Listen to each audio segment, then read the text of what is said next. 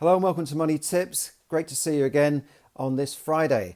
The UK economy is bouncing back. That's a bit of good news. There's always a lot of bad news out there, but there is some good news, and that is that the UK economy is bouncing back.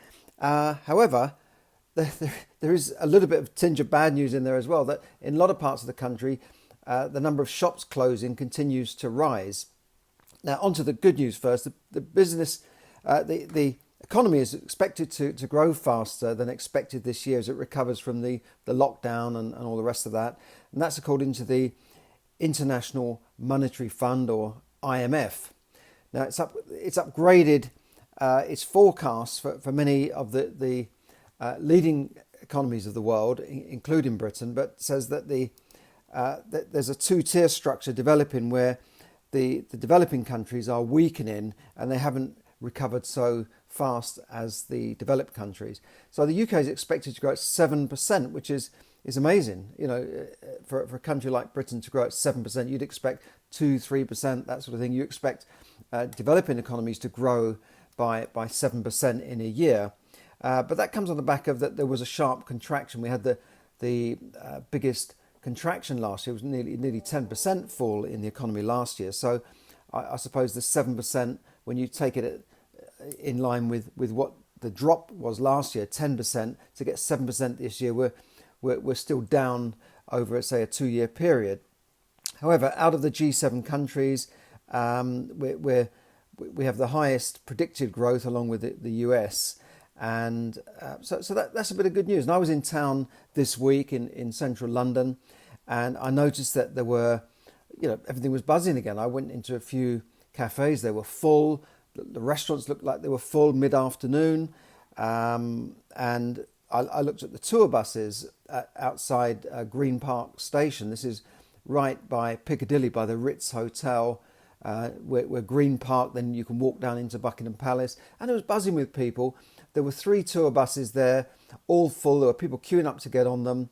And that's great news that tourists are back. However, I was listening to the voices, and I noticed that a lot of the tourists were British tourists.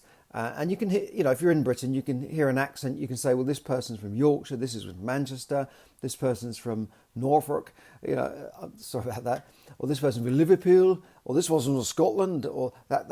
So I the bad Scottish accent there. But you can see that there's a lot of UK tourists in London at the moment, perhaps taking advantage of cheap hotels, cheap packages, but there's definitely not as many overseas tourists. Normally you can hear American voices, hey, how are you? And you can hear French and Spanish and Italians, but definitely there's a downturn in tourism. But British Airways said that they're now going to start ramping up their flights, and their flights will be up to 75% of 2019 levels. So that's still a huge drop.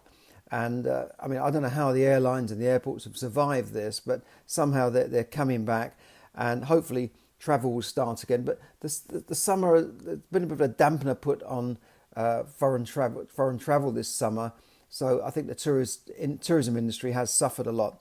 Now, back to shops. Now, there's been a lot of shop closures. You've only got to look around the streets to see a few shops closing. But this has been particularly bad in the northeast, where vacancy rates are the highest, and also in shopping malls, where it's devastating out there. And even the shopping mall owners have been in trouble. Intu was in trouble last year. They own some massive shopping malls. They've got costs as well. They've got finance to pay, and if all of the units are not paying their rent, then the owners can end up suffering, the landlords. So if you're a landlord of a shop and you've got a mortgage and your tenant closes down, what do? You still got to pay your mortgage. You can't say, well, to the lender, well, sorry, I can't pay you. And we've had the shop sector have benefited so far from business rates relief, but that's coming to an end. The furlough scheme's been wound down, that's coming to an end. So that's going to be a further blow to the retail and fashion sector, which has already suffered in the last few years from increasing competition from retail, online retailers, the Badus and the Amazons of this world, which have been eaten into their market. And of course, during the lockdown, that online business just went through the roof, while shops couldn't even open. So it's been a bad time for them. And of course, shops argue that they're paying all this council tax, these rates, these business rates, which Amazon do not pay. But Amazon still pays a lot of tax in this country, and you can see that they're opening up distribution centres all over the country, in England and Ireland. So they do employ a lot of people. Yes, they might not pay their main corporation tax here, but it's a fallacy to say that companies like Starbucks, which do not pay tax. Yes, they pay some taxes here. They may pay their main corporation tax somewhere else, but that's within the law. So they're still paying all the taxes on their employees. I employed a lot of people in the past, and I know what it's like to have to keep paying out these taxes all the time. It's quite a burden for businesses, and VAT and all the rest of it. Now, if you really want to get into business, the best way to get started without huge financial risk that is associated with a physical business is to start something online. I read this week in the mainstream press, this is not some sort of scam thing, it's that a lot of people are selling their Amazon online businesses for over £1 million. And, we've heard of this before. We've heard of eBay millionaires, Amazon millionaires, and people are selling. They build a business in Amazon without the financial risk of opening up a shop and paying, all the staff costs and the taxes and the rates, the business rates, and the rent. That could cost easily 40, 50,000 a year before you've even opened the door. Whereas you can start an Amazon online business for next to nothing, just a sort of a small monthly fee. And there's your shop, and it's out there for billions of people to see. And you can do that with Shopify. You can do that with Groupon. There's loads of platforms there. You don't even need to have your own website. So why does anybody want to go and open up a shop? And I see it all the time. I see shops closing down in my high street. And let's say it's a cafe, and then somebody comes along and opens up another one, and or this sort of Poundland type shop closes down, and somebody comes in and opens another one, and then there's another one across the road already. I just don't get it. And in the past, the councils used to regulate this kind of stuff because they wouldn't have like a butcher next to another butcher, and you had to be so many doors away from. So it might have stifled competition, but at least it stopped businesses forcing each other out of business by just killing each other by reducing prices and all this sort of stuff. So I would say, look, don't open up a shop at the moment unless you've got an established business, and you can then go read like Apple. When they opened up a shop, it went crazy, didn't it? There were people queuing outside the door, but that was Apple. They already had an established name. But I'm sure if they'd started off opening up a shop and say, look, we've got these computers here, it probably wouldn't have worked so well. So I would say, if you want to get into business, the best way is to start something online. It doesn't have to be an Amazon shop. It could be selling digital products online. It could be lots of things. I'm offering lots of advice on this, lots of courses on this, how to make money without this sort of financial risk. Now, another business is property.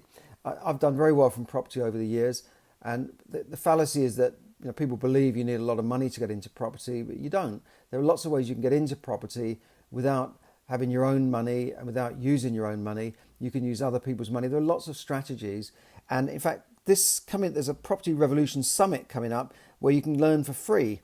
It's a physical live event, 3-day event, and I'm putting up a link there if you're interested in property to join, because that's a business you can do without giving up your day job.